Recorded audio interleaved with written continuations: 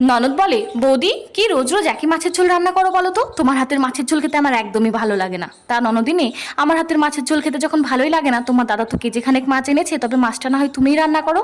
না না বৌদি, মায়ের বাড়ি দুদিন বেড়াতে এসে আমি রান্না বান্না করতে পারবো না। তুমি যখন মায়ের বাড়ি যাও তখন কি রান্না করে খাও?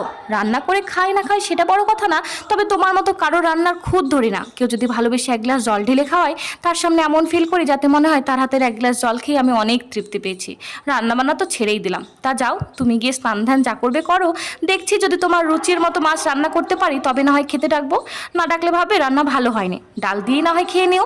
ননদ যখন এভাবে বললোই, তাহলে আজ সত্যি একঘেয়েমি মাছের ঝোল রান্না না করে একটু আলাদাভাবেই চেষ্টা করি। সম্পূর্ণ নতুন পদ্ধতিতে মাছটিকে বেশ সুন্দর করে রান্না করে ঢেকে রেখে চলে আসি ঘরে। প্রায় দুপুর 2টো বাজতে চলেছে, তখন দেখি ননদ এসে ডাকে, ও বৌদি ভাত দেবে না?